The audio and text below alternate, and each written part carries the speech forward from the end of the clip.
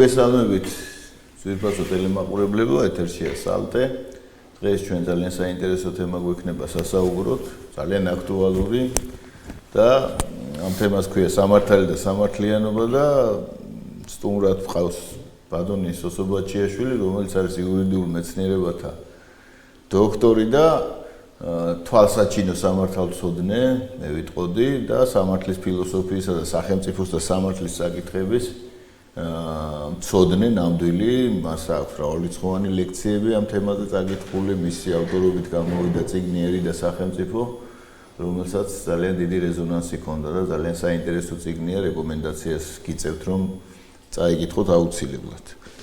ბატონო სოსო, ჩვენ ახლა სამართალი და სახელმწიფო ზოგადად ურთიერთკავშირში იყო ყოველთვის ჯერ მარტო საერთოდ ლეგიტიმურობა ხელმწიფობის, ხელისუფლების ზოგადად დაკავშირებული იყო სამართლის აღსრულება, სამართლიან სასამართლოსთან, ასე ვთქვათ, ხო? ხელმწიფე ხამს მქნელი სამართალისა, როგორც რუსთაველს აქვს მოქნეული ფრაზა, ხო? ნუ ახლა პლატონზე რომ აღარ შევჩერდები და მონტესკიეზე და ასე შემდეგ კანონთა სულზე და ასე შემდეგ, ანუ კანონთა სული უნდა არის მდგომარეობს სამართლიანობაში. ჩვენ ახლა ვიმყოფებით ძალიან სპეციფიკურ სიტუაციაში, მთელი კაცობრიობა და ჩვენც ამ კაცობრიობის ნაწილი ვართ, უბრალოდ ხშირად ადამიანებს არ აქვთ იმის საშუალება და თვალსაჩინო რომ გლობალურად დაინახონ პრობლემა. და პრობლემა იმაშია, რომ სამართალი ყველგან დააობლდა, მოდი ასე ვთქვათ, და დააობლა ის გლობალური ორგანიზაციების ინტერესებმა, რომლებიც მოქმედებენ თავის, ესე ვთქვათ, შიდა კორპორატიული თუ შიდა სახელმწიფოებრივი ინტერესებით და არ ზრუნა და აი ეს ინტერესები ფაქტიურად უკვე იმ დონეზე გაუჯდა კაცობრიობას, რომ სამართალი როგორც ესეთი დაიკარგა. ახლა ის ქართული ანდაზის არ იყოს, ვის შევჩივლო რუსთაველი მკვდარიაო ამ სიტუაციაში მთელი კაცობრიობა და აი აღწეროთ სიტუაცია, რა სიტყვით ამასთან დაკავშირებით და არის თუ არა ამ სიტუაციიდან რაიმე გამოსავალი. გამოსავალი, რა თქმა უნდა, არის უპირველეს ყოვლისა მოგესალმებით, მრიდი მადლობა მოსწრებისათვის. ახლა სამართალზე და სამართლიანობაზე რომ შევუდგეთ საუბარს, ალბათ პირველი მიახლოება უნდა იყოს ასეთი, რომ თვითონ გავმარტოთ რა არის ეს სამართლიანობა. დღეს მეცნიერებაში არსებობს 62 განმარტება სამართლიანობისა. ერთიანი ცნება 22 საუკუნეა, ერთიანი ცნება სამართლიანობისა არ არსებობს. სამეცნიერო ლიტერატურაში. ზუსტად ასეთივე მდგომარეობაა სამართალში. ერთიანი ცნება სამართლისა დღეს არ არსებობს. თუმცა განსხვავება სამართალსა და სამართლიანობას შორის ისაა, რომ სამართალში მაინც კანონი, ანუ ნორმა არის ხერხემალი. ეს ყველაფერი არ არის, მაგრამ აი ეს ხერხემალი მაინც აქვს. სამართლიანობის ცნების განმარტებისას აღარც ეს ხერხემალი აღარ არის. რამოდენიმე მიდგომა იყო, საერთოდ უნდა ვთქვათ, რომ ისტორიულად არ არსებულა არც ერთი დიდი ფილოსოფოსი, ან საშუალო დონის ფილოსოფოსი, იურისტი, სამართალმცოდნე, სახელმწიფომცოდნე, რომ არ მიეწვნა ამ საკითხისადმი ძალიან დიდი დრო თავისი შემოქმედების. ყველა ვერ დამისახერებთ ვერც ერთ ფილოსოფოსს, რომ ასე ვთქვათ, დიდი მსჯელობები არ კონდეს ამ საკითხზე, მაგრამ საბოლოოდ რამოდენიმე, ასე ვთქვათ, გენერალური ცნება ჩამოყალიბდა. პირველი ეს არის ის, რომ სამართალი გულისხმობს ერთიან შესაძლებლობებს. ანუ ადამიანი, როდესაც გამოდის თავის ცხოვრებაზე, ანუ სტარტზე, ყველა ადამიანს უნდა ჰქონდეს ობიექტურად ერთნაირი შესაძლებლობა, არა სუბიექტურად, არამედ ლაპარაკი იმაზე კი არ არის, მას რისი ნიჭი აქვს, არამედ იმ ობიექტურ გარემოზე, რაშიც მას უწევს ცხოვრება. როდესაც ამას ვამბობთ, გულისხმობთ, რომ მეც, თქვენს და სხვასაც უნდა გქონდეს ერთიანი გარემო, პირობები ჩვენი ცხოვრებისა ერთიანი. ასეთი პირობები დღეს არ არსებობს, არც არასოდეს არ არსებულა. ეს არის კეთილის სიზმარი, რომელიც არასოდეს არ განხორციელებულა. ძალიან მარტივი მაგალითი. როგორ შეიძლება იყოს ერთიანი პირობებში თავშად აფრიკის რომელიღაც ტომში დაბადებული ბავშვი და თავშად ინგლისის პრინცესას შვილია რა სხვადასხვა ადამიანი რომელსაც აქვს 50 მილიარდი ქონება და ადამიანი რომელიც ანაგვეში ეძებს საკვებს ვერ ექნება თქვა და ჯანმრთელობით ავიღოთ არის ვერაფრით ამიტომ ნიჭიც ამიტომ მე რა მინდა ვთქვა აი ამ სამართლიანობის ცნებას ყოველთვის დაძდევდა ხოლმე აი ასეთი მოარული აზრები და მოარული ოცნებები იმაზე რომ აი სიტყვა სამართლიანობა ეს იმას ნიშნავს რომ ჩვენ ყველანი კი დავიბადეთ სხვადასხვანაირები სხვადასხვა ნიჭის, ტემპერამენტის განათლებით და ასე შემდეგ. მაგრამ ობიექტურ ცხოვრებაში, ობიექტურ სინამდვილეში ჩვენ ერთნაირი პირობებით უნდა შევიდეთ.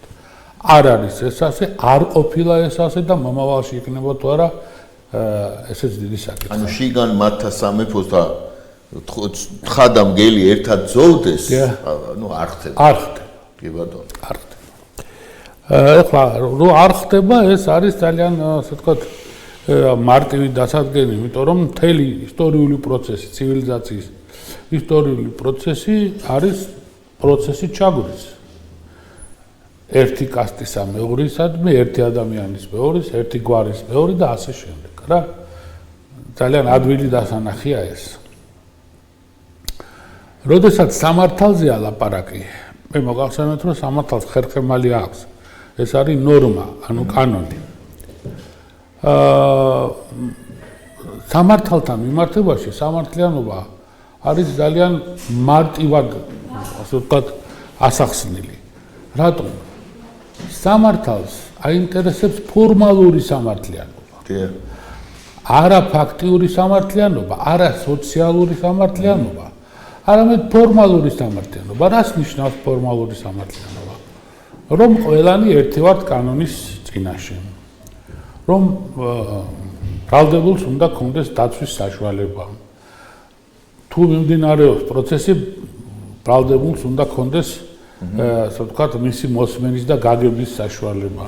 მას უნდა უამრავი აი ასეთი პროცესუალური მომენტები, რა ძირითადად არსებობს, აი ამ ფორმალურ გარემოში ტრიალებს ცნება სამართლიანობა სამართალთან მიმართ. ანუ სამართალს და სამართლიანობას რომ ერთად ვახსენებთ, ეს შეუდარებლად დიდი, ასე ვთქვათ, მოვლენებია იმასთან შედარებით, რაც პრაქტიკა არსებობს. სამართალი არ ითხოვს გლობალურ სამართლიანობას, არ ითხოვს სოციალურ სამართლიანობას, კი ითხოვს, მაგრამ ის კმაყოფილდება ფორმალურ სამართლებრივი ნიშნებით. თან ლოკალურად. რა თქმა უნდა.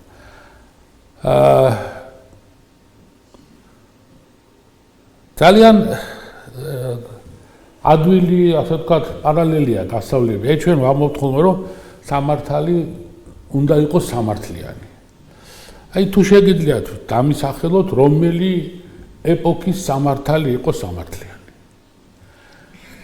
მონათლობელურის, ფეოდალურის, გვიანფეოდალურის, კაპიტალისტურის, ეხლა თუ აი ერთი ეტაპი მაინც სოფლიო ცივილიზაციის ისტორიისა თუ შეგიძლიათ მითხრათ, რომ როდის ემსახურებოდა სამართალი ზოგადად ყველას ერთად.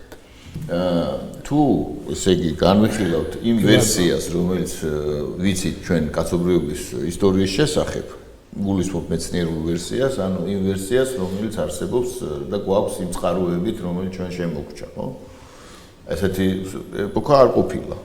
ბუნებრივია, ვინაიდან ეს უთანასწორობები ყოველთვის იყო და ყოველთვის იყო უსამართლობის განცდა ადამიანში. მეორეს მხრივ არსებობს ესე იგი რელიგიური ლიტერატურა, რომელიც აღწერს ამას, ახლა დაუშვათ იგივე ინდური რელიგიური ლიტერატურა, იმის შესახებ, რომ არსებობდა 4 ეპოქა და უშუალოდ იქ დღეს ვიმყოფებით ყველაზე უდაბლეს საფეხურში, ანუ ცივილიზაციის განვითარება, კაცობრიობის განვითარება აღწერილია როგორც დაღმასვლა. როდესაც ესე იგი ეს ცნებები სამართლიანობის ცოდნა ასევე რომელიც ჰქონდა, ანუ ცოდნა სამყაროს შესახებ ნელ-ნელა დაიკარგა და შემორჩა მხოლოდ როგორც მოგონება.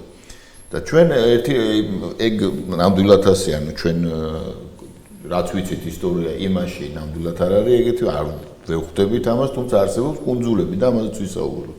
ძალიან საინტერესო. მაგრამ მეორე საკითხია აქ ძალიან და ესეც ფაქტია. არ არსებულა არც ერთი ეპოქა კაცობრიობის ისტორიაში, არც ერთი ცივილიზაცია, რომელსაც არ ქონდეს მოგონება და რომელიც გამოხატავს ადამიანის შინაგან სულიერ მდგომარეობას და ოცნება სამართლიანობის, აბსოლუტური სამართლიანობის შესახებ. აი, სწორედ მაგაშია. ეს არის ადამიანის იმანენტური თვისება, რომელიც მას დაყვება დაბადებიდან, მთელ კაცობრიობას. სწორედ მაგაშია საქმე. მე როდესაც ვამბობ, რომ ასეთი ობიექტურად ისტორიული პროცესი არ ყოფილა, ეტაპი ცივილიზაციის არ ყოფილა, უარესად არის კიდევ საქმე. სწორედ სამართლის საშუალებით ხდებოდა ჩაბრა. სწორედ სამართლის საშუალებით ხდებოდა ადამიანების განადგურება, მასიურ, ასე ვთქვათ, პროცესებზე მაგ ლაპარაკი და მონათლობელობა რა არის თუ არა და უსამართლობა. დაკანონება. თანაც დაახლოებით 3% მოსახლეობისა 97-ზე. კი ბატონო. ვინ არეგულირებდა ამას? რითი რეგულირდებოდა ეს? სამართლით, ხო? კი ბატონო. ერთადერთი რომის სამართალი იყო, ნუ ეს ისეთივე მოვლენაა იურისპრუდენციაში, როგორც ნუ არ ვიცი, ასეთი სხვა მოვლენა ცივილიზაციაში არ არსებობს. რომ მან სცადა რაღაცეების, ასე ვთქვათ, გათანასწორება და განიველირება. დანარჩენი მთლიანი ისტორია ყველაფრისა ეს არის ჩაგვრა და ამ ჩაგვრის დამწესებელი არის სახელმწიფო სამართლის საშუალება. აი ახლა სახელმწიფო შევერთ, ხომ არსებობდა სხვა შორის ბიბლიაში, აი ძალიან ცოტა გავშალოთ. ბიბლიაში სახელმწიფოს მოთხოვნა ებრაელების მიერ, რომელიც მაშინ ნუ ესე ვთქვათ ქურუმები არ ქვია, უბრალოდ დემსახურების მიერ იმართებოდა ისრაელი, ხო? და სახელმწიფოს მოთხოვნა დაკავშირებული პირდაპირ წერია, რომ ეს ნიშნავს იმას, რომ გარკვეულმა რაღაც დონემ დაიწია. ანუ ადამიანებს აღარ შეუძლიათ თვითრეგულაცია და შესაბამისად მათზე მოვიდა დასჭირდათ მეფე. და რასაც მოყვა სხვათა შორის სასჯელი, რომელიც აღწერილია. მაგრამ არსებობენ ესე ვთქვათ ცივილიზაციები, მათი ნაშთები, მოდი ესე ვთქვათ, სადაც არ არის სახელმწიფო. და იქ სამართალი საერთოდ სხვაგვარად რა გაქვთ ხედულობა? აი მაგალითად არსებობს ესეთი ტომი, არსებობს სხვადასხვა ტომებია, ასეთი რამდენიმე ათეული, რომელიც ამოვარდნილი არიან იმ ლოგიკიდან, რომელსაც ჩვენ გულისხმობთ. ანუ მაგალითად არსებობს იმ ლოგიკიდან თუ საერთოდ ცივილიზაციის პროცესიდან? ცივილიზაციის პროცესიდან, მაგრამ მათ განსხვავებული ცივილიზაციები აქვთ.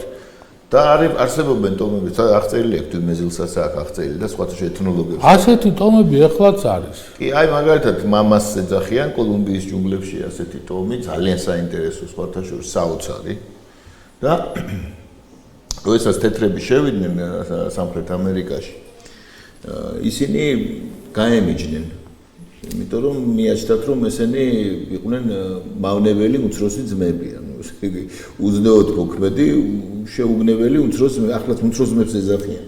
იმიტომ რომ ვერ აღიქვამდნენ საერთო მათ ცნობიერება იყო დაცემული. ეს ზუსტად ამ ტერმინებით ლაპარაკობთ. ეს ხალხია, რომელსაც სადაც არასდროს არ ყოფილა არც მკვლელობა, არც გაუპატიურება, არც ესეთი დანაშაული უცხოა მათთვის.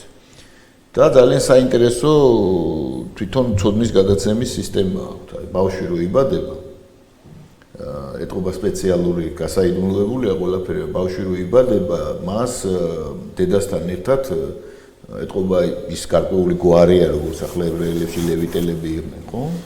ან დაუშვათ ჩვენ თაში როგორც იყო ხევის ბერების 8 წელი არ გამოდის გამოქვაბულიდან. და ბავშვი რო გამოდის, მას აქვს აბსოლუტური ცოდნა. და იცის მანდაუში სამკურნალო მცენარეები, იცის სხვა რა მოხდება, ვის რა ჭირს და ასე შემდეგ. უშუალო ცოდნა.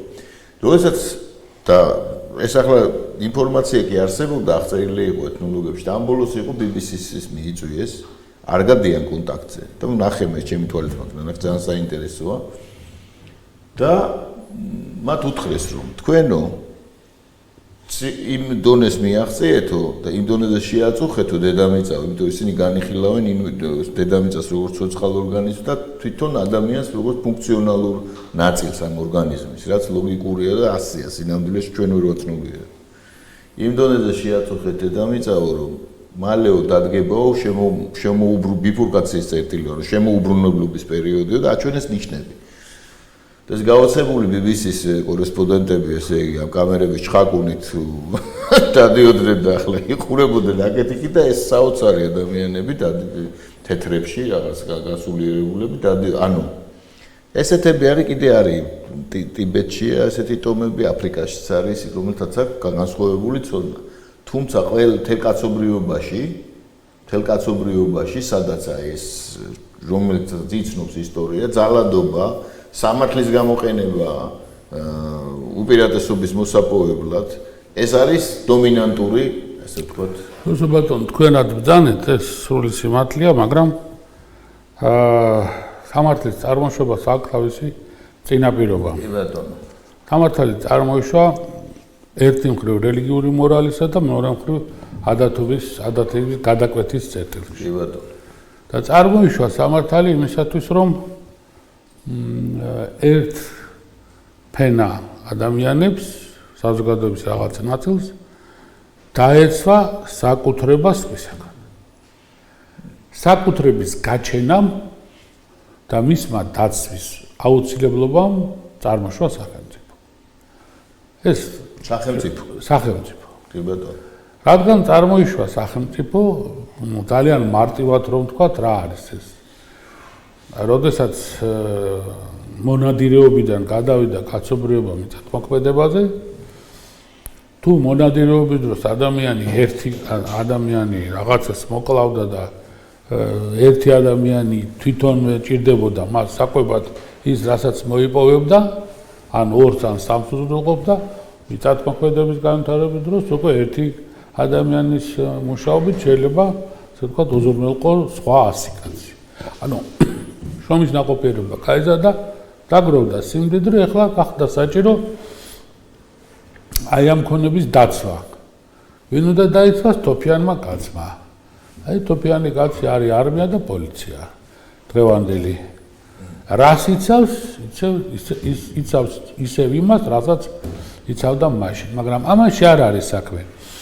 ასეთი ტომები დღესაც არის. ჩვენ ძალიან კარგი მაგალითი გვაქვს ხევისა და სვანეთის და ხევსურეთის თიულეთის ისტორიულად როგორ ხდებოდა საერთოდ ურთიერთობების რეგულირება. არავითარი სახელმწიფო იმ დროს საჭირო არის რელიგია, ადათობრივი წესი და რელიგიური მორალი, აი ამ კვაკუთხეზე წარმოშობილი ცხოვრების წესები იმდენად ძლიერი იყო, რომ მას სხვა დამატებითი რეგულატორი არ ჭირდებოდა. არანაირად ჩვეულებრივი მოვლენა იყო ეს და რომც გაჩენილიყო სხვა რამე დამატებითი რეგულატორი, ის ვერასოდეს ვერ აჯობებდა და ვერ გაუსწორდებოდა ამ რეგულატორებს. ამიტომ ეს არაფერი გასაკვირი არ არის. ჩვენ ვამბობთ ახლა, ასე ვთქვათ, გრძელი ისტორიული პროცესის ეტაპებს და არა დავუშვათ ლოკალურად. დღეს სიტუაცია, რომელიც მსოფლიოში ჩამოყალიბდა, არის საკმაოდ კრიტიკული. დამოკიდებულება საერთოდ სამართლის მიმართ და უფრო სწორედ არა მარტო სამართლის მიმართ. სამართლის მიმართ იმდენად არა, როგორც სასამართლოს მიმართ. არის კრიტიკის ქარცეცხლში. ყველა ქვეყანაში ეს არ არის, არ გეგონოთ, რომ რომელიმე ქვეყანაში მეტად, რა თქმა უნდა, ზოგში მეტად არის თუ განაკლებად, მაგრამ ზოგადად სასამართლო ხელისუფლება მოექცა ძალიან მკვეთრი კრიტიკის ქვეშ და ეს ის პროცესია, რომელიც 50 წლის წინ არ არსებობდა. თუნდაც 70 წლის წინ არ არსებობდა. მოსამართლე იყო მოსამართლე და ასე ვთქვათ, მას ჰქონდა თავისი პატივი და ღირსება. ავტორიტეტი. რა თქმა უნდა. დღეს ეს ყველაფერი და ბევრი რამე მასთან დაკავშირებული დადგა ძალიან დიდი კითხვის ნიშნის ქვეშ და ძალიან ბევრი მეცნიერი ამტკიცებს, რომ ეს არის გამოწვეული კაპიტალისტური ურთიერთობის განვითარებით. კი ბატონო. ეს არის გამოწვეული პირდაპირ ეუბნებიან, ეს არის გამოწვეული ფულის მასით. კორუფციის დონე დავუშვათ თუ 50-70 წლის წინანდელ სოციოლოგიურ გამოკვლევას ავიდეთ, 1-20 ჯერ არის გაზრდილი. 20 ჯერ. 20 ჯერ. яг 1-20-თან, 20 ჯერ არის გაზრდილი. მოსამართლეებზე მათ ლაპარაკი. რაც სადამდე მივიდა, რატომ მოხდა ეს ასე? ერთი ის რომ მოხდა ძალიან დიდი დანაწილება თვითონ სასამართლო ხელისუფლების. დღეს სისხლის სამართლის სასამართლო და კომერციული დავების სასამართლო იმდენად განსხვავდება ერთმანეთისაგან, რომ ვერც კი წარმოედგენ თუ ეს ორივე ერთი და იგივე სასამართლოა ყოველ შემთხვევაში. ქვია ორივე სასამართლო. ქვია ორივე სასამართლო. ერთი და იგივე თუ. იმდენად დიდი განსხვავება, იმდენად დიდად გართულდა კომერციული დავები, მათი სტრუქტურა, სისტემა, განხილვის წესი და ყველაფერი ის, რაზეც არის აი ამ საქმეებზე ლაპარაკი და სისხლი დარჩა ისევ სისხლი. სისხლის საქმეები არის ტრადიციული, კლასიკური, მკვლელობა ყოველთვის მკვლელობა იყო და ქურდობა ყოველთვის ქურდობა. რა თქმა უნდა, მანაც განიცადა გარკვეული განვითარება, ახალი ტენდენციები წარმოიშვა, ახალი შემადგენლობები წარმოიშვა, მაგრამ კლასიკა არ დაკარგულა. რაც შეეხება აი ამ ნაწილს, ასე ვთქვათ, კომერციული ურთიერთობების დამრეგულირებელ სასამართლოს. აქ ერთი ძალიან დიდი მასა წამოვიდა კანონმდებლობის.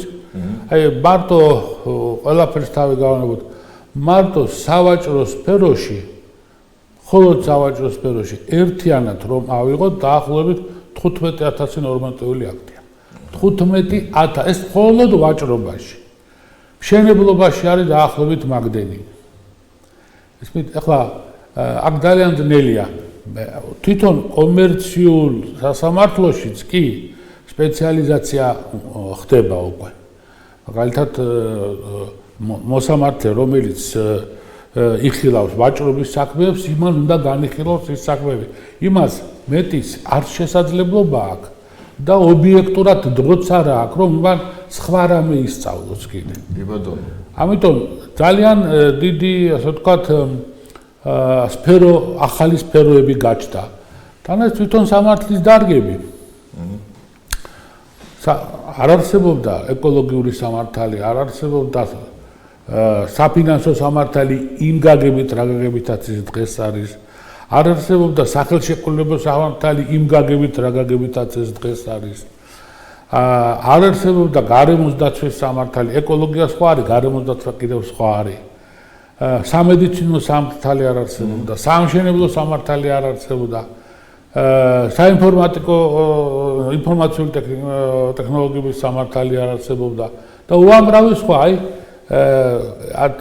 შემიძლია ჩამოთვალო დაახლოებით 20-25 ახალი სამართლის დარგი. ახალი, რომელიც არ არსებობდა მანამდე. მაგრამ დღეს არსებობს. აი, მაგალითად ავიღოთ უბრალოდ კიბერუსაფრთხოება, მას ცალკე ეხლა უკვე განვითარებულ ქვეყნებში ცალკე მოსამართლე ყავს. ის სხვას არაფერს არ იხილავს.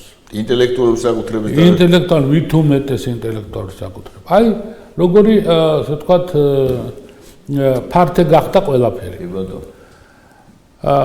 მაგრამ ამასთან ერთად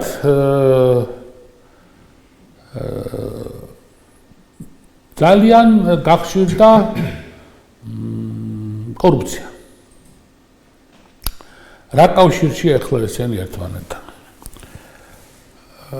ძალიან ჭიდრო კავშირია, აი ასე ვთქვათ, ყბადაღებული მოსამართლის ინსტიტუტი მოსამართლის დამოუკიდებლობა. რა თქმა უნდა მოსამართლე დამოუკიდებელი უნდა იყოს.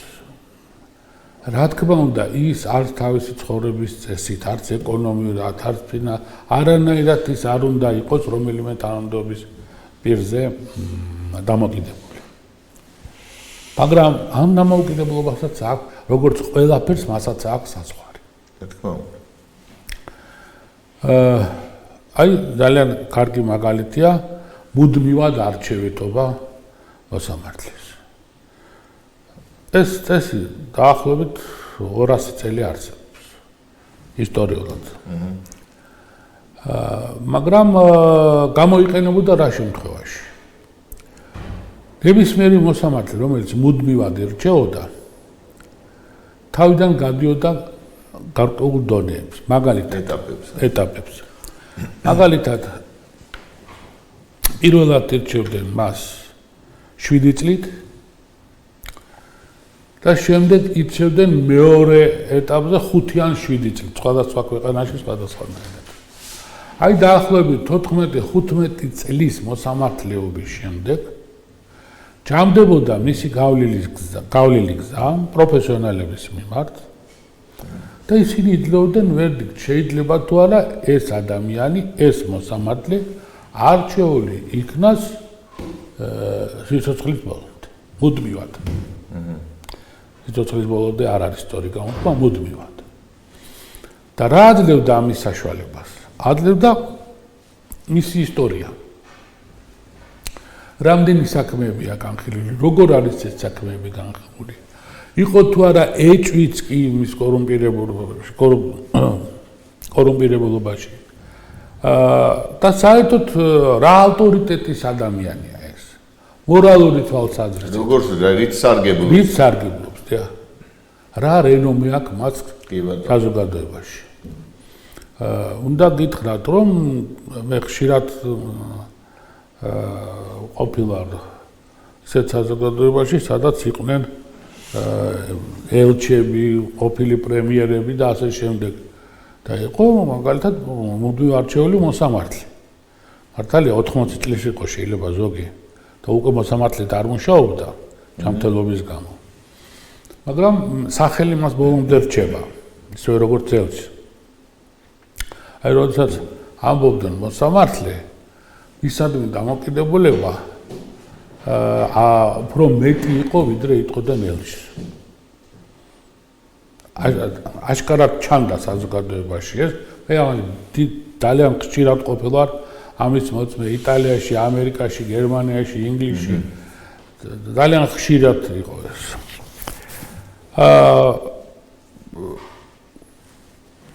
როდესაც ლაპარაკია მუდმივ ინსტიტუტზე, ამას უნდა საზოგადოების მომზადება. თვითონ სასამართლოს ინსტიტუტს უნდა ამისთვის მზადყოფნა. პიროვნული მზადყოფნა ჭირდება თითოეულ მათგანს. არ შეიძლება მუდმივად აირჩიო მოსამართლე თუნდაც 35 წლის. მას აუცილებლად უნდა ქონდეს 15-18 წელი უკვე მოსამართლედ ნამუშევარი და მისი, ასე ვთქვათ, ავტორიტეტი და მის მიერ გავლილი გზა უნდა იყოს ნათელი და უნდა იყოს პროფესიონალური. ახლა ჩვენ ეს თქვენი ემსელობა ეხმიანება, ჩვენ ერთხელ ვისაუბრეთ ამის შესახებ, ეს რო ხდებოდა მუდმივად მოსამართლეების დამტკიცება.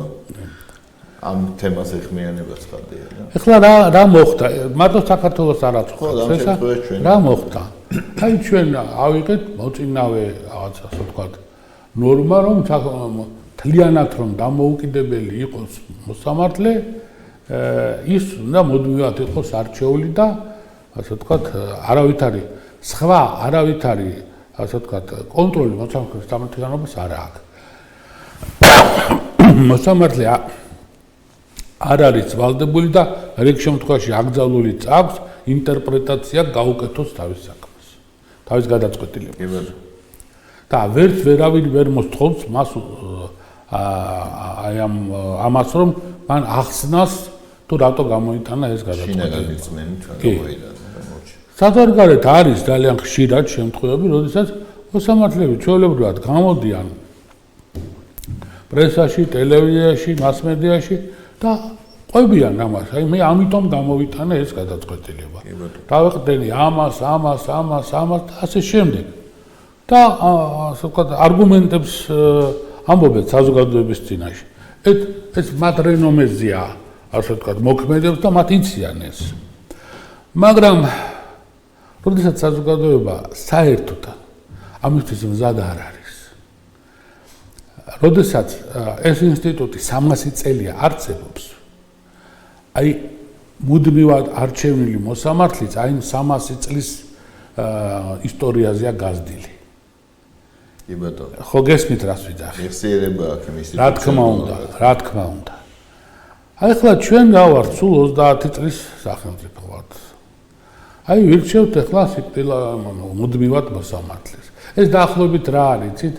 აი ჟიგულს რომ დაუყენოთ ოქროს ბორბალი. და გვეგონოს რომ ოქროს მანქანად იქცევა ეს. აი დაახლოებით ასეთი შედარება შემიძლია გითხრათ, იმიტომ რომ აბსოლუტურ თავისუფლებას არასოდეს არ მოაქვს შედეგი და თუ მოაქვს შედეგი ყოველთვის უარყოფითი. ეხლა რატომ ხდება აი ასეთი შედეგის ჩამოყალიბება? აი წარმოიდგინეთ თქვენ ვართ დაახლოებით 50-60 მოსამართლე თამაშობთ. და მუშაობთ აი ამ ასე ვთქვათ მოსამართლეების კასტაში 1000 წელი, 7 წელი, 8 წელი. ბუნებრივია ჩვენ ერთმანეთს კარგად ვიჩვენოთ. რა თქმა უნდა. იმიტომ რომ ჩვენ არაფორმალურადაც ხვდებით ერთმანეთს, ფორმალურადაც ხვდებით ერთმანეთს. უამრავ ასე ვთქვათ არის საფუძველი რომ ჩვენ ვიცნობდეთ ერთმანეთს კარგად. მე ვარ პირველი ინსტანციის მოსამართლე. თქვენ ხართ მეორე ინსტანციის მოსამართლე. აპელაციის. ეხლა თუ მთლიან თავით სულ არ გავიგიჟე მე და შავზე თეთრი არ დავწერე. რატომ გამიოქმნებ ახლა მან და მაინც საქმეს? ან თუ რაღაც პოლიტიკურს არ ხო, ნუ თუ რაღაცა ხო, რაღაც ძალიან, რომელიც ძალიან ბავშვად იშვიათია. რატომ გამიუქმებ მე შენ საქმეს? ეს ხო პირად ურთიერთობებზე. აუცილებლად გადავა პირად ურთიერთობებზე. აუცილებლად. არა? ახლა რა ელემენტარულია, ყველანი ადამიანები ვართ, ხო? რა თქმა უნდა. 10 წლის ნაცნობს რომ არ გაიფუჭო მასთან ურთიერთობა, ნუ რაღაცა შეიძლება შეცდომა დაუშვა პატარა რაღაცა, მაგრამ ნუ ამი ქვეყანა არ დაინგრევა. რა თქმა უნდა. აი ასე შენდება, ასე ვთქვათ, ურთიერთობები. ასე შენდება ურთიერთობები და აი აქ იწყება უკვე მეორე ეტაპი. თუ მოსამართლე არ არის ვალდებული რომ ახსნას თავისი გადაწყვეტილება. თუ არავის არ აქვს უფლება რომ მას მოსთხოვოს პასუხი. მაშ რა გამოდის, ვინ არის ეს მოსამართლე? პრივილეგირებული კასტაა. ხო, მაგრამ პრივილეგიასაც აქვს თავისი საწყარი. ხო, როგორ პრივილეგირებული? რაც ხელშეუხებელია. აი ამაშია საქმე. ამაშია საქმე. სხვათა შორის მე მოგახსენეთ რომ ყველა ფილოსოფოსი შეხებულია აი ამ საკითხებს და ყველა ამას აღიარებს რომ აბსოლუტური თავისუფლება არ შეიძლება მიეცეს და პირველ რიგში არ უნდა მიეცეს ეს მოსამართლეებს.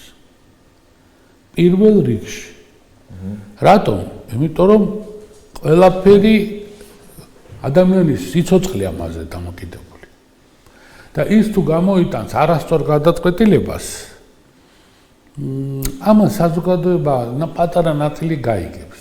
ხშირად ადრიან ერთმანეთს ექიმებს და იურისტებს. ასე ამბობენ ხოლმე რომ ექიმები სხეულს კურნავენ და იურისტები სულს. თუმცა ასე არ არის ალბათ. ექიმის შეცდომა მაშინვე ჩანს. მომენტალურად მყისიერად ჩანს. ერთ კვირაში 10 დღეში რეალურად ჩანს. იურისტის დაშვებული შეცდომა პრაქტიკულად არ ჩანს. მან ძალიან ბევრი რამე უნდა გააფუჭოს, რომ საზოგადოებამ გაიგოს, რომ ეს არ ვარ გამოსამართლე. კი ბატონო. ძალიან ბევრი რამე. ერთი და ორი საქმე კი არა, შეიძლება ასეულობით. აი როგორი პრობლემაა. აი ჩამოყალიბდა, ჩვენ სადამდე მივედით ახლა, ჩამოყალიბდა რაღაც ნაწილი საზოგადოებისა, პრივილეგირებული კასტა თუ როგორიც არ არის, ის სახელმწიფოს წარმოადგენს. მას გადაწყვეტილება და განაჩენი გამოაქვს სახელმწიფოს სახელით და არა ამ პრივილეგირებული კასტის სახელით, ხო? ის როდესაც ბეჭდს არ ტყავს, ბეჭედს არ ტყავს, ბეჭედზე წერია, რომ ეს სახელმწიფო. თუ ეს ასია, მაშინ როგორ შეიძლება არსებობდეს რაფენაც არ უნდა იყოს ეს ყოველგვარი კონტროლის გარეშე. როგორ შეიძლება ეს ასე იყოს? და აი თუ არსებობს ასეთი რამე, თვით გარყვნადი პროცესი იწყება ყოველთვის მასში. თვითლპობადი პროცესი იწყება ყოველთვის. რომელსაც ვერანაირად ვერ გაექცევი, ვერ შეაჩერებ ამას. როდესაც დაუსჯელობის სინდრომი არსებობს, დამთავრდა. დაუსჯელობის სინდრომი კიდე კორპორატიული ესე ვთქვათ, ეთიკაა. ეთიკა კი არა, უფრო კორპორატიული, ანუ ესე იგი მუნდირის ღირსება. კორპორატიული ეთიკაა, სწორედაც რომ კორპორატიული ეთიკა ას დამახინჯებული სახე. რომ ხელშეუხებელთა კასტა შიგნით არსებული თავისი იერარქიით იქნება, რომელსაც არ აინტერესებს დანარჩენი საზოგადოების. აბსოლუტურად. აი ახლა შევეხოთ პროფესიონალებს. მე რამოდენიმეჯერ 10-ჯერ გავხდი მოწმენისა, რომ ადამიანი იხილავს სამოქალაქო სამექმნეს, კომერციულ დავას იხილავს და ვერ ამსხვავებს ერთმანეთისაგან შემოსავალს და მოგებას. და იხილავს კომერციულ დავას. კომერციულ დავას. პროკურორი შემოდის თავისი სიტყვით, то есть მას ბრალს დებენ რაღაცის მოპარვაში. სახსრების, ფინანსურ სახსრებზე ალაპარაკი.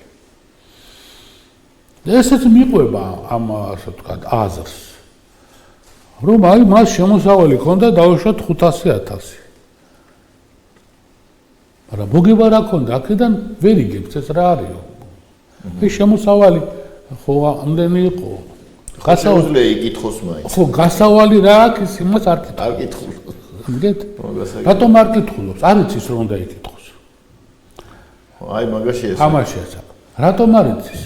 იმიტომ რომ იურიდიულ ფაკულტეტზე არ ისწავლება ეკონომიკის საფუძვლები. საიდან უნდა იცოდეს ბოდიში მოსამართლემ რომ შემოსავალი სხვა არის, გასავალი სხვა არის, მოგება სხვა არის, ბრუნვა სხვა და ასე შემდეგ და ასე შემდეგ. ვიღაცამ ეს კატეგორიები, ბევრი არ არის ეს კატეგორია, ერთი დაახლოებით 40-50 ცნება ვიღაცამ ხო უნდა აუხსნას და მარტო ცნება ხო არ არის, ამ ცნების შინაარსიც ხო უნდა იცოდეს რა შეასაკ. რა? ეს ხო განათლების სისტემამ დაბადა. კი ბატონო. ხო, არა რასიზმ. მე არა მარტო ეგ უნდა ცნებები ხო უნდა იცოდეს საბაზისო და მე როგორ ხორციელდება ეს ცხოვრებაში პრეცედენტები უნდა იცოდეს და ასე შემდეგ. აი მივედით ახლა პროფესიონალიზმი. ახლა სად არის ეს პროფესიონალიზმი? დღეს იურიდიულ ფაკულტეტზე არ ისწავლება ფუძემდებლური საგანი. სახელმწიფო და სამართლის თეორია. არ ისწავლება. მის მაგდურად ისწავლება შესავალი სამართალმცოდნეობაში. შესავალი სამართალმცოდნეობაში და სახელმწიფო სამართლის თეორიაში შორის არის განსხვავება დაახლოებით 100-დან. კი ბატონო. ამას დაემატა ის, რომ იურისპრუდენციიდან საერთოდ ამოიღეს საკითხი სახელმწიფოს შესახებ. ანუ დღეს იურისტი სახელმწიფოს არ სწავლობს. Მხოლოდ სამართალს სწავლობს. ეს ხო ნონსენსია, სასაცილოც არ არის ნონსენსია. ბატონო, ნონსენსია თუ რაც არის, მე ეს ფაქტია. ხო, ნონსენსია და მაგრამ ფაქტია. ფაქტია. და ასე იზრდება პლიადები, თაობები, მოსამართლეების და სხვა სამართალდამცავი ორგანოები. ანუ კოორდინატის სისტემა არ აქვს, სახელმწიფოს ხედვა არ არის, სისტემის ხედვა არ არის. თუ შენ სახელმწიფო სამართლის თეორია არ ისწავლე, ვერასდროს ვერ გექნება იურიდიული მეთოდოლოგიური აზროვნება. სწორედ ეს საგანი გასწავლის შენ, მხოლოდ ამ საგნის ცოდნით შეგედია შენ გახდე მე რომელიმე დარგის კარგი სპეციალისტი და არა პირიქით. კი ბატონო. მაგია საფუძველი. საფუძველი. ეს თლიანად ამოღებულია, განიველირებულია. აი ახლა რა შევადოთ დისციპლინაში რომ უფრო ნათელი გახდეს რაღაცას შევადოთ, მაგალითად ბიოლოგიაში რო არ იცოდე ანატომია რო არ იცოდე. კი ბატონო. ხო, აი ადამიანი რო განიხილო მისი ანატომიური იმის გარეშე. კი ბატონო. რომელი ორგანოებია, რომელი გასწავლება ასე შევადოთ. აი და მე მოგთხოვო მე რომ აი აბა ეს როგორ იქნება ეს რთული საკითხი. ან მენდელეევისის რო არ იცოდე და უშუალოდ ელემენტთა სისტემა ქიმიაში და ისე ისწავლო ქიმია. და ახლოთ იგივე არ არის. აი ჩვენ ვამზადებთ ახლა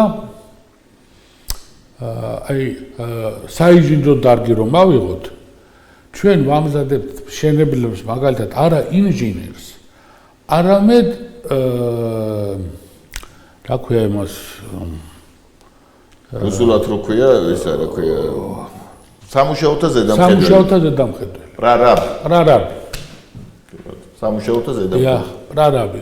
უფრო კიდე უფრო უარესი დესიატნიკი. ხო. კი ბატონო. ქართული ტერმინოლოგიაში. არ ვიცი, ბოდიში უნდა მოუხალოთ დემოკრატებს, არ ვიცი. 10 მეთაური. 10 მეთაური, ნუ ეს ჯარის ამბავი. ნუ აი, ახლა რა შეასაქმე? ჩვენ უნდა გამოვშვათ ინჟინერი, ხო? როდესაც იურისტი როცა ლაპარაკობთ, ეს იურისტი უნდა გავართანაბროთ როგორც ინჟინერული აზროვნების ადამიანი, ხო? თავისი განათლებით და ყველაფრით. ეს არ არის. ობიექტურად არ არსებობს. ეხლა გადავედით დაბალ საფეხურზე. რა იცის მაშინ, რა? აი ყველა გეუბნება რომ მე მივდივარ გავუშვათ 70% სტუდენტებისა იძახიან რომ მიდიან სისხლის სამართლის მიმართულებით. რატომ ადვილია? სამოქალაქო სამართალთან შედარებით, ცივილისტიკასთან შედარებით, სისხლის სამართალი არის როგორც ერთი ასთა. ტრადიციული ერთი მოცულობით და შემდეგ სირთულით. კი ბატონო.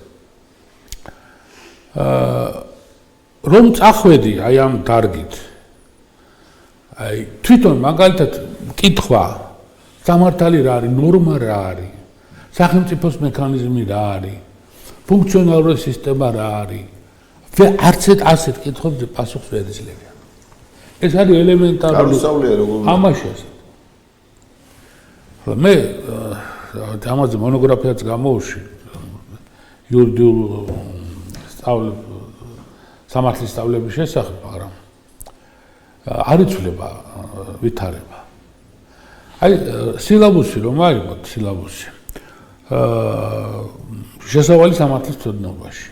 ერთ ლექციაში არის მოქცეული კანტი და ფოიერბახი. 45 წუთში ლექტორმა უნდა შეძლოს და სტუდენტმა უნდა აითვისოს კანტი და ფოიერბახი ერთად რო ვასწავლო. კლიანად. ხო, რა თქმა უნდა. იმიტომ რომ შემდეგი ლექცია უკვე სხვა ასეთივია. ეხლა ვეკითხები მარტივად, სად არის ასეთი ლექტორი? და სად არის ასეთი სტუდენტი? და ახლა ასეთი სტუდენტი. ამიტომ ნოლია ეფექტი, არავით არ ეფექტი. დროის კარგია. აბსოლუტური. და ის იმდენად სირთულეში გადადის სტუდენტი, რომ საერთოდ გულის აყრაიცის ხო იცით? ნუ თulis რომ ეს არის რაღაცა მას აი დიკენსა სხვათა შორის ძალიან დომბი და შვილი რო არის იქ აღწერილი მსგავსი პროცესიო და აი ეს ბავშვებიო იყვნენ და ძალიან ტვინი ქონდა ჩალურჯებულიო სხვადასხვა ლევიტელებისო ესე იგი იმის სამარიელების სხვადასხვა ამ ბლოკებითო და რომლებიც ეჯახებოდნენ თავისუფლად სურავე და ეჯახებოდა ასე არის ის კანდიდატ ფოიერბახის სტუდენტებში უზიანებ twins უბრალოდ იმიტომ გაუგება ეხლა ამ დროს ვასწავლით მაგალითად ნო საკონტრაქტო სამართალს ეხლა ეს საკონტრაქტო სამართალი თუ სამართალი საერთოდ იცი კლასიკური ну დაახლოებით 3 თვე ჭირდება რომ ნორმალური სპეციალისტი ჩამოყალიბდეს ეს არ არის რაღაცა ასე ვთქვათ გაუგებარი ნებისმიერი საშუალო ინტელექტის ადამიანი 3 თვეში დაძლევს ამას საკმაოდ კარგად რატო გვაკარგავთ ამაზე დროს თუ თავარს არ ვასწავლით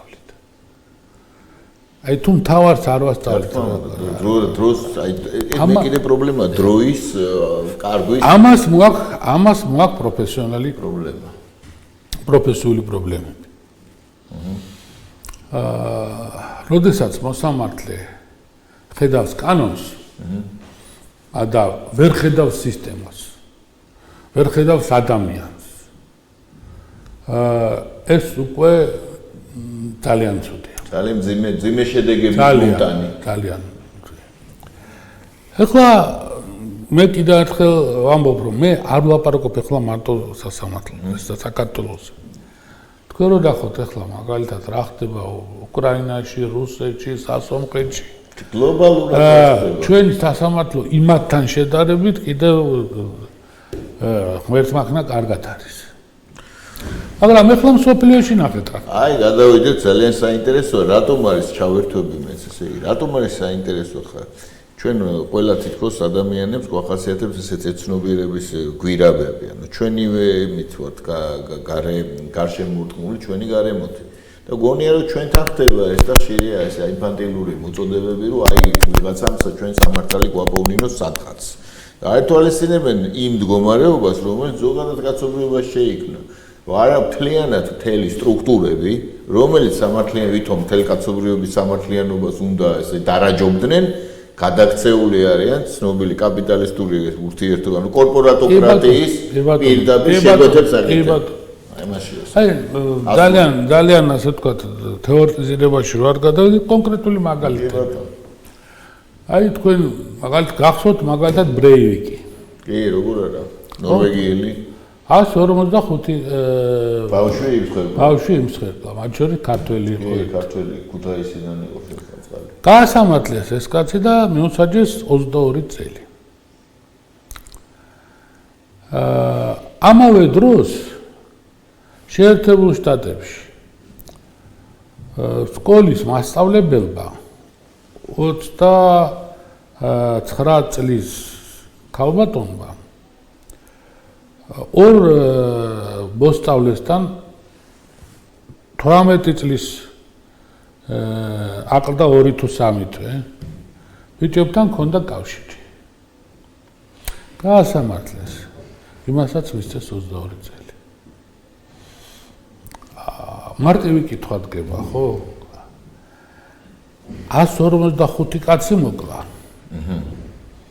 და იმან ნუ კი ბატონო არ უნდა კონდეს მასწავლებელ სტუდენტთან კავშირი მაგრამ ერთნაირი თანაზომადობა აბსოლუტურად არ უნდა აზია საუბარი დავიდეთ იქით თანაშაურის დასაჯი ბრეივიკი 4-ჯერ იჩივლა პირველი საჩივარი იყო ის რომ მას საკანში ოროთახიანი საკანი აქვს მას საკნიდან ხედი აქვს ბეტონის კედელზე და ეს მასზე მოქმედებს ვარყოფითად მეორე საჩივარი იყო იმაზე რომ ინტერნეტის სიჩქარე რომელიც მას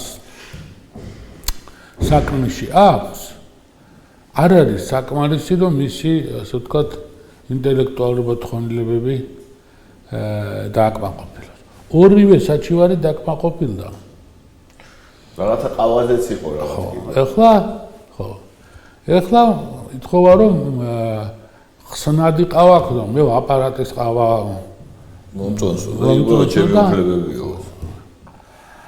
ეთი ყველაფერს რაღაცა საზღვარი აქვს ბატონო სუცო. ყველაფერს. მეორე მაგალითი 4 ადამიანის მკვლელი ინგლისში. ზის ციხეში. მე-5 წელს იჩივლა.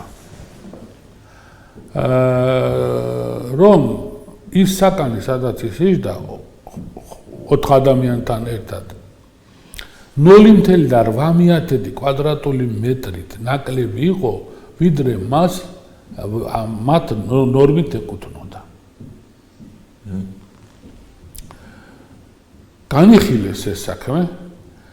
ციხის ადმინისტრაციამ საჩივარზე უარი უთხრა, განიხილა სასამართლომ ეს საქმე, სასამართლომაც უარი უთხრა დაკმაყოფილებაზე. სტრასბურგის სასამართლომ განიხილა ეს საქმე. დაადანაშაულა სახელმწიფო და 30,000 ევრო გადაახდევინა ამ ადამიანის ვინაში. შემდეგი საკითხი, თურქეთი. ცნობილი საქმე იყო ასმათ ქანევი, ასეთი ქალი იყო, რომელიც ოპოზიციური პარტიის წევრი იყო. რაღაც შეტაკება მოხდა თურქეთის ხელისუფლებასა და მომიტინგეებს შორის, სადაც დაიღუპა 5 პოლიციელი. იტანეს ეჭვი იმაზე, რომ ეს ქალი არის ამ ყველობაში მონაწილე. დაიჭირეს. ეს ქალი ცხოვრობს კარიდორული სისტემის ოთახში, სახლში. 6 მეზობელი ამტკიცებს, რომ ეს ქალი სახლში იყო. 6. როდესაც გაჩხრიკეს ამის სახლი, პინა. კარადაში იყო 5 და 5-ში იდო ყუმბარა. როცა შეეკითხეს რა არის და ეს 5 იყო შეფუთული, ყველაფერთ ასე ვთქვათ, ის გახსნა ადვილი არ იყო. უთხრა რომ მეო ეს 5 მომცაო, ჩემი კარის მეზობელმაო, ჩემს პირდაპირ ცხოვრობს კაცო და მითხრაო რომ მე ადგილი არა მაქვს და ეს დიდი 5 იყო. და დროებით შენთან იყოს. დაკითხეს ეს კაცი და იმ კაცმა აღიარა რომ კიო მე მივეცი ეს 5-ია ჩემი არის ეს 5. და ამ დროს ეს ყუმბარა აღმოჩნდა არასაბრძოლო. მიუხედავად ამისა დაიჭირეს. 3 წელი მიდიოდა გამოძიება. 27 კაცმა გააუპატიურა. თურქულ ციხეში. თან ხაზს უსვამ. ეს არის ციხე, რომელიც ეკუთვნის უშიშროების სამსახურს. თურქეთის კი ბატონო. თურქეთის. ბოლოს იმდენი ცემეს, რომ ხერხემალი გადაუტყდა ქალს და ვეღარ მოძრაობდა. ექიმებმა გააკეთეს დათქმა, რომ ამას დიდი ხანი არ უწერიაო სიცოცხლე და ამის გამო გამოწერეს ციხიდან. მერე იქ მიეხმარნენ ექიმები ასე ესე და გაუგრძელდა ამ ქალს ცხოვრება. ყველა სასამართლომ მას 17 წელი მიცეს და მე-5 წელს გამოუშვეს ციხიდან ავადმყოფობის გამო. იჩივლა ამას სტრასბურგის სასამართლოში. 3 წელი მიდიოდა სტრასბურგის სასამართლოში პროცესი. სტრასბურგის სასამართლომ გამოიტანა გადაწყვეტილება, რომ სახელმწიფო არ მოექცა მას სწორად. ყველაზე საინტერესო რა არის? სასამართლო, რითაც ამას 17 წელი მიცეს ამ ასმათ ქანოს. ამ სასამართლოს მიმართ სტრასბურგის სასამართლოს გამოტანილია გადაწყვეტილება, რომ ეს კომპეტენტური სასამართლო არ არის, ასეთი სასამართლო არ შეიძლება არსებობდეს. რატომ? ეს არის უშიშროების სამსახურის სასამართლო. და გამოტანილი აქვს ოფიციალური გადაწყვეტილებაა გამოტანილი სტრასბურგის სასამართლოს რომ ეს სასამართლო ამის მიერ გამოტანილი გადაწყვეტილება არ შეიძლება ჩაითვალოს მაინც განიხილა მაინც დაავა მაინც და მაინც 17 წელი მიწა და ნუ მოკლედ 3 წელი დავის მერე გაამართლეს ეს კარი გაამტყუნეს თურქეთის სახელმწიფო და რა გონიათ 50,000 евро და თანაზომადია შეგი იმ კვლელს სამჯერ ნასამართლებს 4 კაცის მკვლელს 80 სანტიმეტრი კვადრატული სანტიმეტრი ქონდა იმას 30,000 евро გადაახდევდნენ სახელმწიფოს და ეს ქალი მოკლეს ფაქტიურად მტარი გამოვიდა შეურაცხმყოფილი და მტარი როგორ და 50 ესეთია სტრასბურგის სასამართლო ხო აი ახლა შევხედოთ სხვადასხვა კუთხით ჯერ ერთი როდესაც ლაპარაკობთ ბრეივიკზე და ამ ქალბატონზე რომელიც ამერიკაში იყო არ მახსოვს ზუსტად გვარი ჩვენ ხარ ლაპარაკობთ სხვადასხვა ცივილიზაციის სასამართლოებზე სხვადასხვა ცივილიზაციის ქვეყნებზე სხვადასხვა ფასეულობების ქვეყნებზე ჩვენ ლაპარაკობთ ერთი ცივილიზაციის და ერთი ფასეულობების სამყაროზე ხო როგორ შეიძლება მოხდეს ისე რომ იმასაც და ამასაც 22 წელი მიეცეს პატივა აბსურდია კეთახმებით ამას ამერიკაში ძალიან დიდი გამოხმაურება მოპა მაგრამ ძალაში დარჩა ახლა ზოგადად რა გამოდის ზოგადად საერთოდ სოფლიოს განათლებულ საზოგადოებაში უკვე გაჩნდა ძალიან დიდი ნიჰილიზმი კი ბატონო სასამართლოს მიმართ არა სამართლის მიმართ არა სამართლის როგორც თეორიული შემოქმედებითი ასე ვთქვათ მატერიის წინააღმდეგ არამედ უშუალოდ სამართლო კორპუსის წინააღმდეგ ანუ სამართლის აღსრულების სისტემის წინააღმდეგ ზოგადად თელ კაცობრიობაში ეს იმდენად ასე ვთქვათ მძაფრად დგას ახლა ეს საკითხი რომ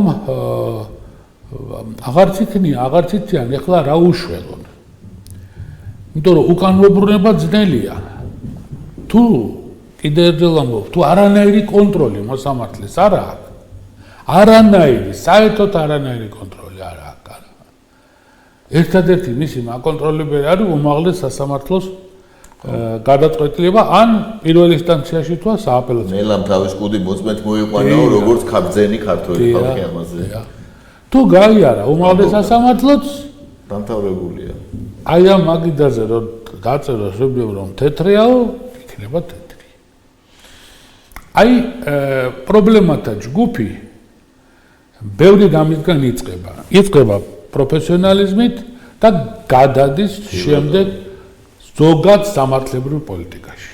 კი ბატონო და ზოგადად რო ავიღოთ აი ჩვენ ამავე დროს კი დაუმატებთ ესე ამავე დროს წყობრიდან არის გამოსული მთლიანად ესე დანაშაულის და საჯერის თანაზომადობა გლობალურ მასშტაბში ავიღოთ მაგალითად იგივე ორ მაგალითს მოვიტყვი სოროსის და არა მარტო სოროსის კი რა თქმა უნდა რომელმაც დააქცია მთელი ქვეყნები კონტინენტები გაყატა ამის ფაქტები არსებობს და ვითომ აქ არაფერი დადის ჩვეულებრივად და აგრძელებს თავის საქმიანობას და მის წინაშე უძლურია სახელმწიფოც და მისი სამართლის აღსრულების ინსტრუმენტები მათ შორის შეერთებულ შტატებში სადაც ტრამპი მეორე ავიღოთ ის ამბავით რომ ხაშოგის ისტორია ხო როდესაც თურქეთის საელჩოში თურქეთში მდებარე საუდის არაბეთის საელჩოში პრინც მუჰამედ ბენ სალმანის დავალებით იქ ჩაფრენილმა და სპეცსამსახურის წარმომადგენლებმა შეიტყუეს და დაჩეხეს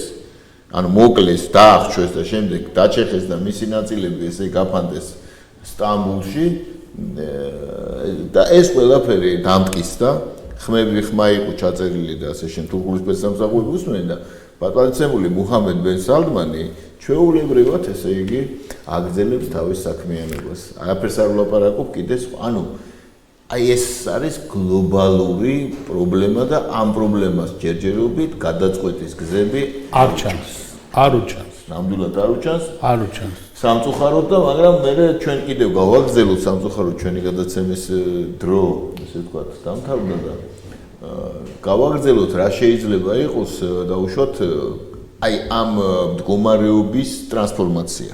იმიტომ რომ არსებობს სხვადასხვა კონცეფციები და დაკავშირებულია სხვათა შორის კიდევ უფრო მეტ საფრთხეებთან, კერძოდ ეს არის ეს ახალი ციფრული, ესე ვთქვათ, ტექნოლოგიები, რომელიც უკვე განვითარებულია და საერთოდ რომელიც მე მაგამდე ვერ მივედი, მინდოდა არა ეს ისეთი ფართო თემაა და ის იმდენად საინტერესო და არ არის სამწუხაროდ ქართულ მედია სივრცეში ამაზე საუბარი, აუცილებლად გავაგრძელოთ, იმიტომ რომ ეს არის ერთ-ერთი ყველაზე ცენტრალური საკითხი. ეხლა გავაგრძელოთ? არა, ეხლა არა, რომ შემდეგ იმაზე გავაგრძელოთ. არა, აქ უკვე ლაპარაკია ის, რომ საქმეების დაახლოებით 60% მოსამართლეები აღარ იქნება. დიახ.